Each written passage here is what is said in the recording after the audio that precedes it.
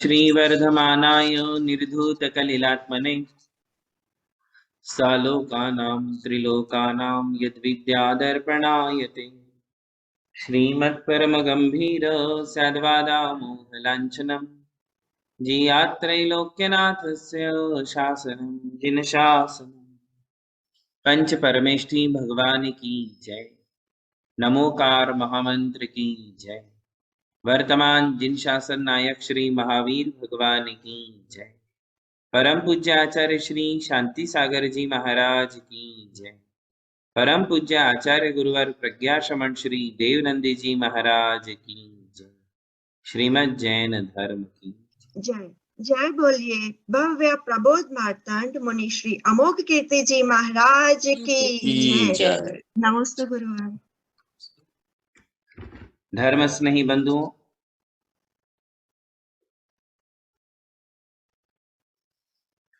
जिन गुण संपत्ति हो मध्यम,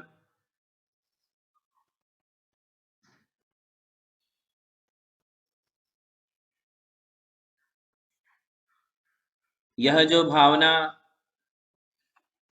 भगवान के सामने भाई जा रही है,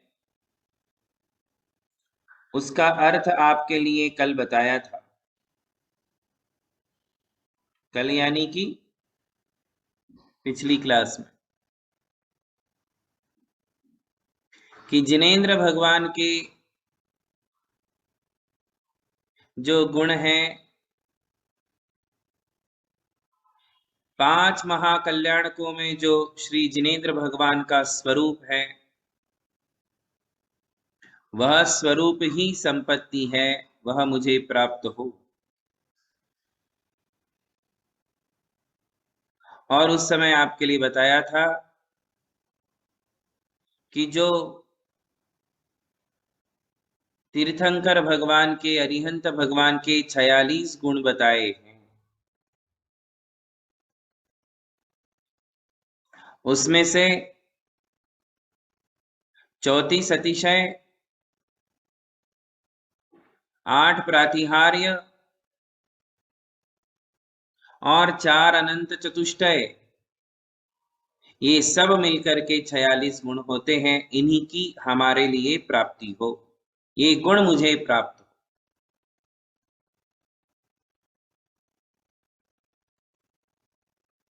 ऊंचा लक्ष्य लेकर के जो चलते हैं, उनके लिए संसार की छोटी मोटी अचीवमेंट्स तो अपने आप ही हो जाती हैं।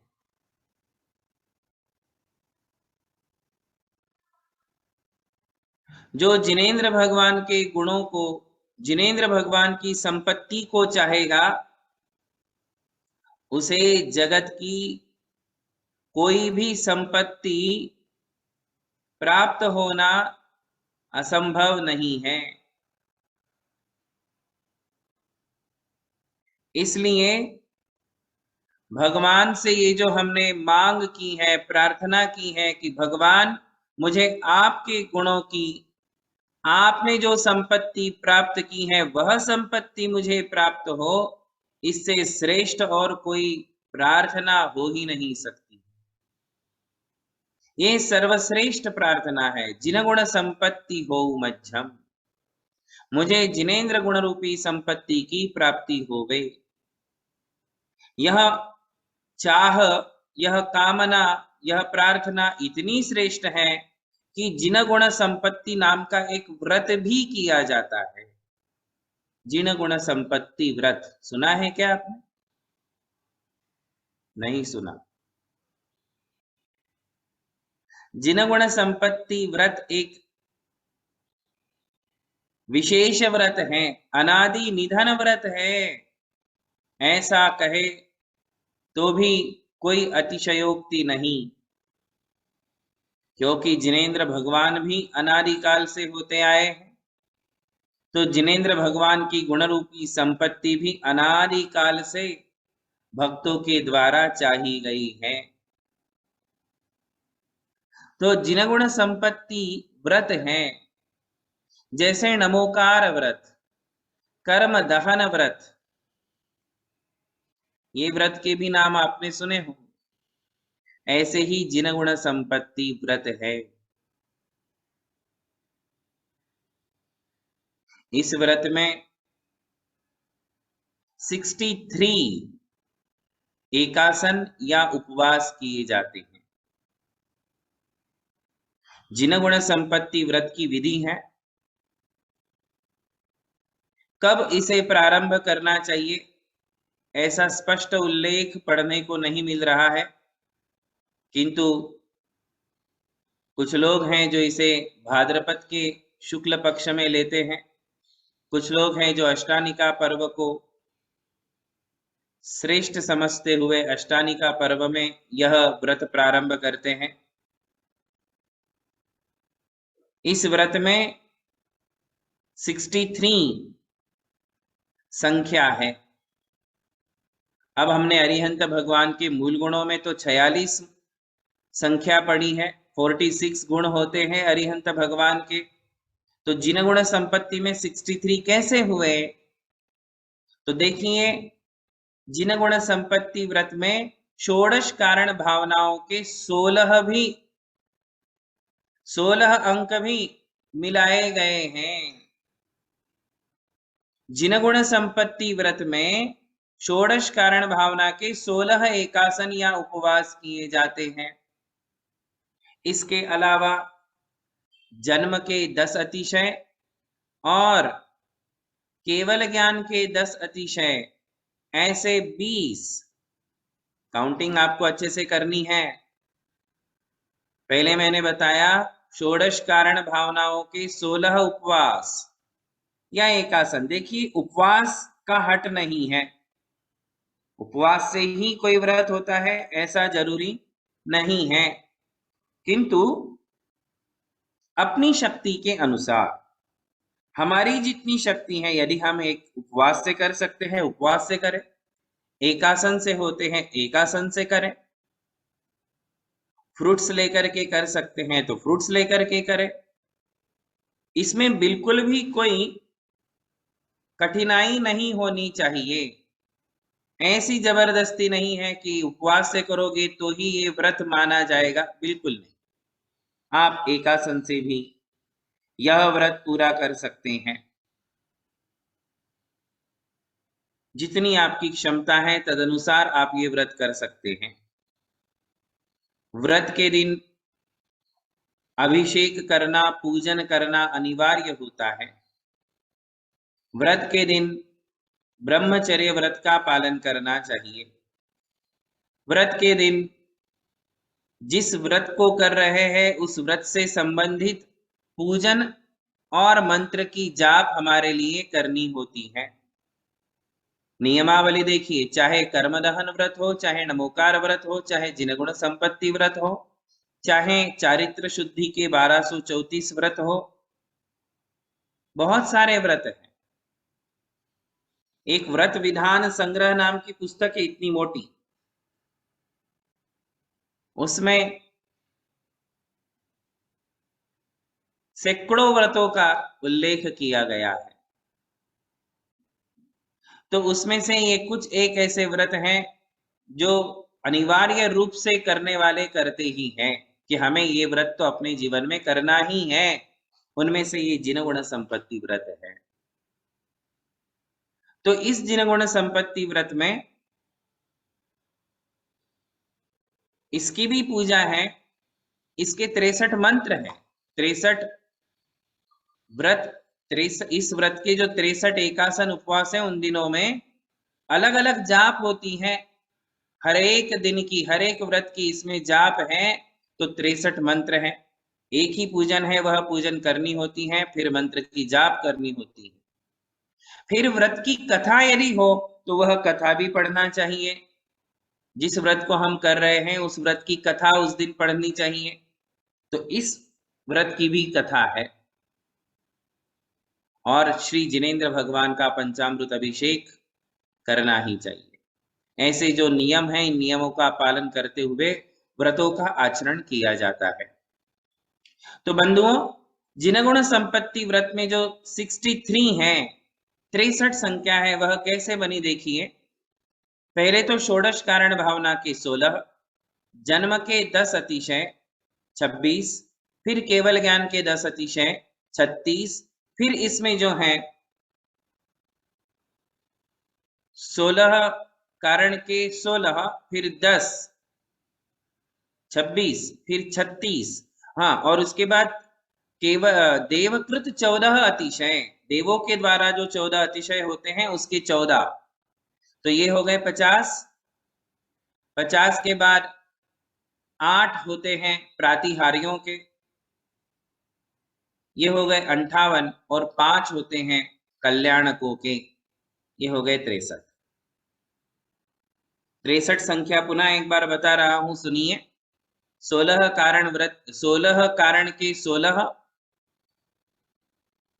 जन्म के 10 अतिशयों के 10, केवल ज्ञान के 10 अतिशयों के 10, देवकृत 14 अतिशयों के 14, इंग्लिश में बोलना होगा 16, 10, 10, 14, हाँ, और उसके बाद जो है 8 प्रातिहार्यों के 8, और 5 कल्याणकों के 5, कुल मिलाकर 63 संख्या बनती है।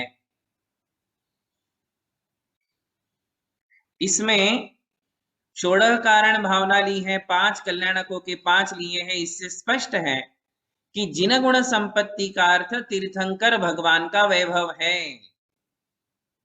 क्या स्पष्ट हो जाता है? जिन गुण संपत्ति का क्या अर्थ बनता है? तीर्थंकर भगवान का वैभव, वही हमारी संपत्ति। तीर्थंकर भगवान के 5 कल्याणक, और 5 कल्याणकों में जो तीर्थंकर भगवान के गुण समाविष्ट हैं, वही हमारे लिए उपादेय है, उसी संपत्ति की हमारी चाह है। तो ये कुल मिलाकर के 63 हुए। इसमें से षोडश कारण भावना के जो 16 उपवास या एकासन है वो प्रतिपदा में किए जाते हैं, प्रतिपदा के हैं, यानी प्रतिपदा यानी एकम, एकम तिथि के 16 उपवास या एकासन आपके लिए करने होंगे, प्रतिपदा के 16 करने होंगे।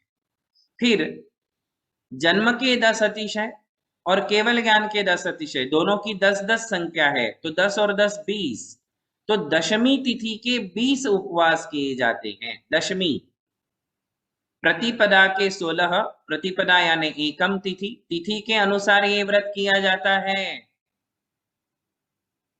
कुछ व्रत हैं जो तिथि के अनुसार किए जाते हैं, कुछ व्रत ऐसे हैं जिनकी तिथियां नहीं है, तो जब चाहो जिस दिन चाहो आप कर सकते हो, किंतु जिन गुण संपत्ति, कर्म दहन, इन व्रतों की तिथियां हैं। नमोकार व्रत की भी तिथि है, तो ये तिथियों के अनुसार किए जाते हैं। तो बंधुओं, प्रतिपदा के 16, दशमी के 20, इसके बाद देवकृत 14 अतिशय है, तो 14 के 14, 14 चतुर्दशी तिथि के 14 उपवास या एकासन जो भी है, उस दिन जिन गुण संपत्ति व्रत की आराधना की जाएगी। फिर 8 प्रातिहार्यों के 8 है, अष्टमी के 8 उपवास किए जाएंगे। इसी प्रकार 5 कल्याणकों के 5 जो उपवास है वो पंचमी तिथि के दिन किए जाते हैं।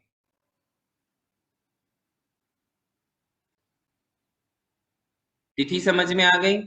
प्रतिपदा, पंचमी, अष्टमी, दशमी, चतुर्दशी, यदि क्रम से तिथियां चाहिए है तो जिन गुण संपत्ति व्रत की तिथियां कौन सी है, ऐसा जब पूछा जाएगा तो हम क्रम से कहेंगे प्रतिपदा यानी कि एकम, पंचमी, अष्टमी, दशमी और चतुर्दशी। एकम, पांचम, आठम, ये गुजराती नाम है, एकम, पांचम, आठम, दशमी और 14। तो इस प्रकार इन तिथियों में कुल मिलाकर के 63 उपवास या एकासन आदि के द्वारा जिन गुण संपत्ति व्रत की आराधना की जाती है। धर्म स्नेही बंधुओं, कोई भी जो व्रत किया जाता है उस व्रत का संकल्प लेना अत्यंत आवश्यक होता है। संकल्प लेकर के ही व्रत करना चाहिए। कई लोग दशलक्षण के दिन जब आते हैं, पर्युषण के दिन जब आते हैं, तो सब छोड़ छाड़ के बैठ जाते हैं कि अब मुझे सब छोड़ देना है, और सब छोड़ करके 10 दिन भगवान की पूजा भी कर लेते हैं और एकासन कर लेते हैं, उपवास कर लेते हैं, किंतु व्रत नहीं लेते। क्या नहीं लेते हैं? दशलक्षण नाम का व्रत नहीं लेते हैं, व्रत लिए बिना ही आचरण करते हैं। उसको पूछा कि भाई क्या किया? बोले मेरा ये 8वां साल है। क्या चीज का 8वां साल है? दशलक्षण का। मैं 8 साल से एकासन कर रहा हूं, मैं 8 साल से उपवास कर रहा हूं।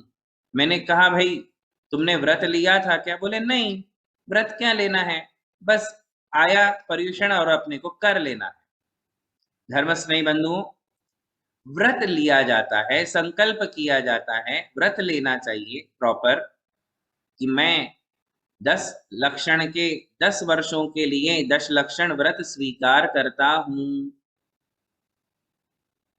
ऐसा यदि आप व्रत लेते हो और 10 साल उसका आचरण करते हो तो आपको उसका पूरा लाभ होता है। संकल्प का बहुत प्रभाव होता है, संकल्प की बहुत अनिवार्यता होती है, संकल्प लेना आवश्यक होता है। बिना संकल्प के कोई भी व्रत प्रारंभ नहीं किया जाता है। हाथ में श्रीफल लेकर के श्री जिनेंद्र भगवान के सामने, और यदि गुरु प्राप्त है तो गुरु के सामने हमारे लिए व्रत लेना चाहिए, और उनके श्रीमुख से व्रत विधि का जो व्रत संकल्प का जो मंत्र है वो सुनते हुए या उनके पीछे बोलते हुए हमारे लिए श्रीफल चढ़ाकर और एक कायोत्सर्ग करते हुए व्रत का संकल्प लेना चाहिए। फिर हमारा वो व्रत वैलिड हो जाता है। समझ रहे हो? अब लोग इसलिए डरते हैं कि भाई 10 साल किसने देखे, पर्युषण के 10 साल हम कैसे करेंगे, आज कैसे कह सकते हैं कि 10 साल हो ही जाएंगे। तो ये किस एंगल से बोला जा रहा है? ये इस एंगल से कि भाई यदि मेरी शक्ति नहीं रही, मैंने उपवास का संकल्प ले लिया और 10 साल उपवास नहीं हुए तो, 10-10 उपवास करने की ताकत नहीं रही तो, या फिर 10 एकासन करने की ताकत नहीं रही तो। धर्म स्नेही बंधुओं, इस विषय को भी हमारे लिए समझ लेना चाहिए, उलझनों को मिटा देना चाहिए। ऐसा जरूरी नहीं है कि आपने पहले वर्ष यदि उपवास कर लिए तो अब 10 साल उपवास ही करने पड़ेंगे। पहले साल एकासन कर लिए हैं तो अब स्ट्रिक्टली आपको 10 साल एकासन फॉलो ही करने पड़ेंगे। कई लोगों से नहीं होता है और ऐसा हो जाता है कि अब शक्ति नहीं है, ना एकासन कर पाएंगे ना उपवास कर पाएंगे। धर्म स्नेही बंधु हो, तब हमेशा यथाशक्ति होता है। तब कैसे किया जाता है? तप और दान, ये 2 धर्म यथाशक्ति किए जाते हैं। यथाशक्ति का अर्थ है कि शक्ति से कम नहीं और शक्ति से ज्यादा नहीं, शक्ति से कम भी नहीं और शक्ति से ज्यादा भी नहीं, उसे कहते हैं शक्तितः तपः। तो हमने तो व्रत का संकल्प लिया। कौन सा संकल्प लिया? कि मैं दशलक्षण व्रत स्वीकार करता हूं। अब वह व्रत जब मैं स्वीकार कर रहा हूं तो उसमें हम उपवास से भी कर सकते हैं, एकासन से भी कर सकते हैं, और एकासन से भी क्षमता नहीं है तो हम एकासन में शाम को फलाहार भी कर सकते हैं, पानी दूध भी ले सकते हैं। शक्ति बिल्कुल शक्ति ही नहीं है, कमजोर हो गए हो, टैबलेट्स लेनी ही पड़ती हैं, दवाई लेनी ही पड़ती है, लिए बिना नहीं चल सकता है, तो फिर क्या करें? तो फिर आप शक्ति अनुसार ही एकासन या उपवास जो भी आपसे बनता है वो करें। इसका कोई नियम नहीं है। पहले साल आपने 10 उपवास कर लिए, अगले साल नहीं हुए तो एकासन कर लिए। भाई व्रत का नियम है, व्रत करेंगे। व्रत करेंगे यानी क्या?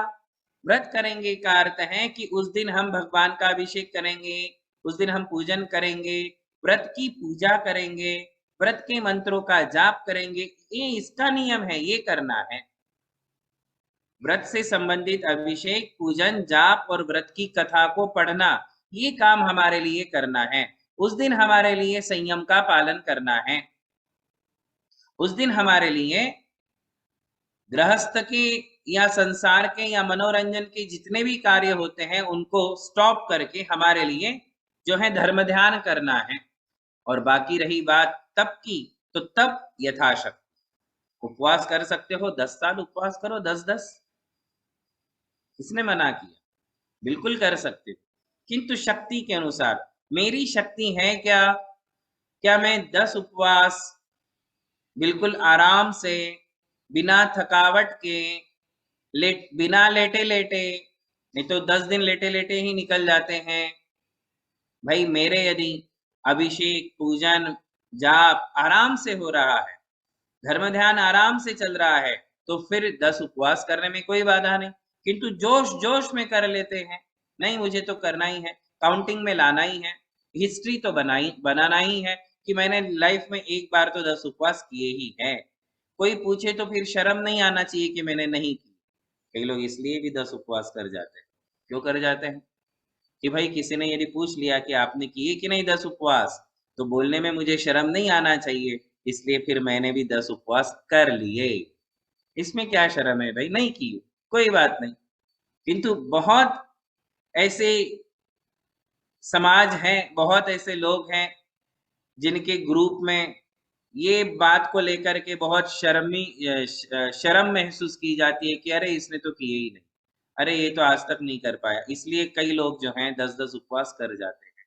हमारे लिए कोई ये दिखावा नहीं करना है, हम प्रदर्शन के लिए, काउंटिंग के लिए, हिस्ट्री बनाने के लिए या अपनी शर्म को मिटाने के लिए हम ये व्रत उपवास नहीं करते हैं। हम जो करते हैं वो अपने लिए करते हैं, अपने कर्मों की निर्जरा के लिए, अपने पुण्य को बढ़ाने के लिए, अपने फायदे के लिए हम व्रत उपवास करते हैं। इसलिए इसमें हमारे लिए फ्लेक्सिबिलिटी रखना बहुत जरूरी है, नहीं तो फिर हम कोई भी व्रत नहीं कर पाएंगे। कई ऐसी महिलाएं हैं, व्रत शुरू करती हैं जवानी में और व्रत एंड होता है उनका थोड़ा सा ढलती उम्र में, तो उस समय में उनका वो व्रत, जैसे 1452 का व्रत उपवास करने वाली अक्सर जो होते हैं उनको बहुत वर्ष निकल जाते हैं, और बहुत वर्ष निकलने के कारण फिर बाद में बीमारियां लग जाती हैं, शरीर कमजोर हो जाता है, दवाइयां लेनी ही पड़ती हैं। ऐसे समय में फिर उनको बहुत मुश्किल होता है कि मैंने तो व्रत लिया है, अब क्या करूं, कैसे करूं। इसीलिए मैंने कहा कि इस बारे में जो है हमारे लिए हमेशा ध्यान रखना चाहिए कि इसमें कोई भी हार्ड एंड फास्ट रूल नहीं है। व्रत लेना चाहिए और व्रत से संबंधित सारे कार्य करना चाहिए, बस तपस्या अपनी शक्ति के अनुसार करना चाहिए। उपवास से लिए थे, एकासन से खत्म हुए तो भी चलेगा, कोई प्रॉब्लम नहीं है। जब उपवास करने की क्षमता थी उपवास किए, आज उपवास करने की क्षमता नहीं है, एकासन कर ली, ठीक है ना। तो इस प्रकार जो है व्रत तो हमारे लिए करना ही चाहिए। तो उन व्रतों में जिन गुण संपत्ति नाम का भी यह व्रत है। इस व्रत की भी अपनी कथा है, यदि आप ढूंढेंगे तो आपको जिन गुण संपत्ति व्रत विधि और कथा, विधि तो मैंने आपको बता ही दी है कि इसे कौन सी तिथियों में करना चाहिए, कैसे करना चाहिए। और एक बात, कई लोग ऐसा भी विचार करते हैं कि यदि तिथि से नहीं हो पाता है तो हमारे लिए प्रयास यही करना चाहिए कि इस व्रत की विधि यदि तिथि के अनुसार है तो हम इसे तिथि के अनुसार ही पूरा करें, है ना। ऐसा ऐसा भी कोई नियम नहीं है कि 1 वर्ष में, 2 वर्ष में ही पूरा करना है। आप 3 साल में करो, 4 साल में करो, एक ही वर्ष में पूरा करना, ऐसा कोई नियम नहीं है। किंतु यदि तिथि के अनुसार करते हो, व्रतों की तिथियां बताई हैं, तो उन तिथियों में यदि करते हैं तो हमारे लिए पूरा सेटिस्फैक्शन होता है कि व्रत की विधि जिस प्रकार से बताई थी उसी प्रकार से मैंने पूर्ण की है। किंतु बहुत मजबूरी हो कि नहीं, वो तिथि हम जब भी देखते हैं वो तिथि के दिन हमारी जॉब होती है, हम नहीं कर पाते हैं, किंतु हमें ये व्रत करना है, तो फिर ऐसे समय में आप तिथियों को छोड़ करके भी अपनी सुविधा के अनुसार, बहुत मजबूरी हो, कर ही नहीं पा रहे हो, है ना, व्रत तो ले लिया किंतु अब वो तिथियों के अनुसार नहीं हो पा रहा है, तो आप फिर उसे नॉर्मल डेज में अन्य अन्य दिनों में भी आप इस व्रत को कर सकते हो। कर रहे हो ये सबसे अच्छी बात है ना? कर रहे हैं ये सबसे अच्छी बात है। बंधुओं, ये जिन गुण संपत्ति व्रत भी विशेष व्रत है, अपने आप में बहुत ही बढ़िया व्रत है, श्रेष्ठ व्रत है। इस व्रत का भी आचरण आप जरूर करें। नमोकार व्रत अपने जीवन में जरूर करिए। फिर 2 नंबर पे जिन गुण संपत्ति व्रत करिए। तीसरे नंबर पे कर्म दहन व्रत करिए। चौथे नंबर पे 1452 चारित्र शुद्धि के जो व्रत है उसे भी आप करिए। बहुत हो जाते नहीं? नमोकार मंत्र के 35, कर्म दहन के 156, जिन गुण संपत्ति के 63 और चारित्र शुद्धि के 1400, 1234, 1400 नहीं, 1234 व्रत होते हैं। 1234, 1234, 1234, 1234, यह भी एक व्रत है। ऐसे बहुत सारे व्रत है। श्रुत स्कंद व्रत है। अब आप कितने करोगे? शुरू तो करें, शुरू करिए। नमोकार मंत्र की जब अपनी क्लास हुई थी, वो जब विषय हुआ था, तब आपके लिए नमोकार व्रत 25 व्रत, आप नमोकार 35 व्रत, 35 उपवास उसमें किए जाते हैं, एकासन किए जाते हैं, वो भी बताया था। तो कहीं ना कहीं से हमारे लिए व्रत शुरू करना चाहिए। अपने जीवन में व्रतों का अभ्यास होना चाहिए, उपवास एकासन का अभ्यास होना ही चाहिए। ये अभ्यास हमारे लिए ढलती उम्र में बहुत काम आता है। कौन सा अभ्यास? देखो, इसमें 2 फायदे होते हैं। फायदे तो बहुत सारे होते हैं, किंतु उसमें विशेष लाभ कौन से हैं? एक तो हम स्लिम हो जाते हैं उपवास करने से। नहीं, उपवास करने से, एकासन करने से बॉडी मेंटेन्ड होती है। और आजकल सभी को स्लिम होने की बहुत पड़ी है, बहुत उसमें आसक्ति है कि हाँ हमें तो स्लिम होना है। स्लिम होना है तो उपवास करिए, एकासन करिए, अपने आप आपकी बॉडी मेंटेन हो जाती है। किंतु ये तो साधारण लाभ है। विशेष लाभ ये है कि हमारे लिए महान पुण्य का संचय होता है, विशेष पुण्य का संचय होता है। पाप कर्मों की निर्जरा होती है और पुण्य कर्म की बढ़ोतरी होती है, अतिशय रूप से वृद्धि होती है। ये एक लाभ है। दूसरा लाभ ये है कि हमारे लिए उपवास और एकासन की प्रैक्टिस हो जाती है। महीने में यदि 4 दिन, 5 दिन, 6 दिन, 8 दिन आप व्रतों के लिए निकालोगे, तो उससे आपके लिए उपवास की, एकासन की प्रैक्टिस हो जाएगी। ये प्रैक्टिस हमारे लिए ढलती उम्र में बहुत काम आएगी। ढलती उम्र में खाया जाता नहीं है ज्यादा, किंतु भूख ज्यादा लगती है, खाने पीने की इच्छा ज्यादा होती है। क्या होता है? खाया नहीं जाता है, डाइजेस्ट नहीं होता है ढलती उम्र में, पचन नहीं है, किंतु इच्छा बहुत होती है, रहा नहीं जाता है, खाए बिना होता नहीं है। क्यों? क्योंकि जीवन भर खाने का ही अभ्यास रखा है। तो फिर ढलती उम्र में भी वही अभ्यास होगा, वही बार बार होगा। तो हमारे लिए जीवन में व्रत और उपवास का भी एक क्रम रखना ही चाहिए। हमेशा कोई ना कोई एक व्रत आपके साथ होना चाहिए। एक ही व्रत लो, 2-2, 4-4 व्रत एक साथ शुरू मत करिए। एक ही व्रत करो, उसे कंप्लीट करो, दूसरा व्रत शुरू कर दो। तो ये 4 व्रतों के नाम तो आप लिख ही लो। कौन से? नमोकार व्रत, जिन गुण संपत्ति व्रत, कर्म दहन व्रत। साधारण रूप से अष्टमी और चतुर्दशी के भी व्रत होते हैं कि सिर्फ अष्टमी, सिर्फ चतुर्दशी, मैं अष्टमी के दिन एकासन करूंगी, मैं अष्टमी का उपवास करूंगी, यह भी एक व्रत है। आजीवन अष्टमी का व्रत ले लिया, है ना? आजीवन उपवास से शुरू किया, एकासन पे आ गए, कोई दिक्कत नहीं है। अष्टमी व्रत करेंगे, व्रत करेंगे यानी उस दिन भगवान का अभिषेक करेंगे, पूजन करेंगे, जाप करेंगे, धर्म ध्यान करेंगे, ब्रह्मचर्य का पालन करेंगे, संयम का पालन करेंगे। ये व्रत करने का अर्थ है। और उस दिन तपस्या करेंगे, तपस्या यथाशक्ति करेंगे। उपवास से लिया था किंतु अब नहीं होता, एकासन करेंगे। पूछने की भी आवश्यकता नहीं है। कई लोग इस दरमियान बहुत ज्यादा विचलित हो जाते हैं कि उपवास से लिया था, अब क्या करूं, अब क्या करूं। विचलित होने की कोई आवश्यकता नहीं है, आप उसे एकासन से भी कर सकते हैं। बात समझ में आ रही है? तो अष्टमी का व्रत करें या सिर्फ चतुर्दशी का व्रत करें, ये दोनों पर्व माने जाते हैं, पर्व तिथियां हैं। अष्टमी और चतुर्दशी ये पर्वों की तिथियां हैं। तो आप महीने में 4, 2 अष्टमी 2 चतुर्दशी, ऐसा भी व्रत ले सकते हैं। समझ रहे हो? इसके अलावा कर्म दहन नाम का एक व्रत है, वो भी अच्छा है। कर्मों के 148 जो प्रकृतियां हैं, भेद है, वो 148 कर्म और फिर सारे कर्म नाश होने के बाद सिद्धों के 8 गुण उसमें मिला दिए तो 156 एकासन या व्रत उपवास आदि से किया जाता है। यह कर्म दहन व्रत है। श्रुत स्कंध नाम का व्रत है, फिर 1234 के व्रत है। ऐसे कोई ना कोई एक व्रत रखो। अक्सर लोग भक्तामर व्रत भी करते हैं, कर सकते हैं, कोई प्रॉब्लम नहीं। भक्तामर व्रत ये अनादि निधन व्रत तो नहीं है, क्योंकि भक्तामर स्तोत्र भी अनादि निधन नहीं है, किंतु भक्तामर स्तोत्र के साथ जुड़ी हुई श्रद्धा है कि भक्तामर के भी व्रत किए जाते हैं, कर सकते हैं। तत्वार्थ सूत्र जी का व्रत करते हैं, सहस्र नाम के व्रत करते हैं, तो बहुत सारे, कई लोग पंच कल्याणक व्रत करते हैं कि 24 तीर्थंकर भगवान के 5 कल्याणकों की जो 120 तिथियां हैं, 120 दिन होते हैं, तो 120 एकासनियां उपवास करेंगे और 5 कल्याणकों की आराधना करेंगे। बहुत ही अच्छा व्रत है पंच कल्याणक व्रत। ऐसे अनेक सारे व्रत हैं। जिन गुण संपत्ति हो मध्यम, यह जो विषय चल रहा है उस संदर्भ में मैंने आज आपके लिए अनेक प्रकार के व्रत बताए कि हम व्रतों का आचरण कर सकते हैं और करना ही चाहिए। अनिवार्य है ऐसी बात नहीं है। आप गृहस्थ हो तो आपको कोई ना कोई व्रत करना ही पड़ेगा, उसके बिना आप धर्मात्मा नहीं हो सकते, ऐसी बात बिल्कुल नहीं है।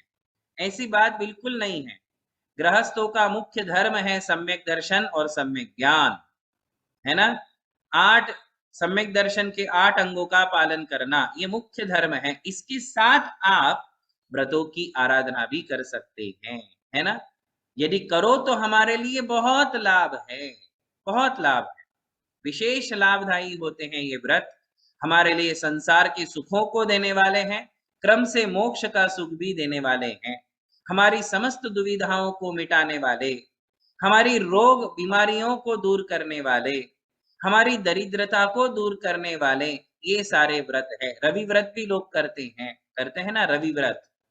हाँ, ऐसे बहुत सारे एक एक दिन वाले व्रत भी हैं कि साल में एक ही दिन करना है।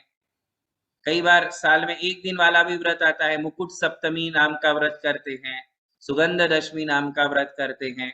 ऐसे अष्टानी का व्रत, ये अष्टानी का व्रत भी अनादि निधन व्रत है, तो अष्टानी का व्रत भी हम अपने जीवन में कर सकते हैं, किंतु वो साल में 3 बार आती हैं, 8-8 दिन की होती हैं, तो 24 दिन हो जाते हैं।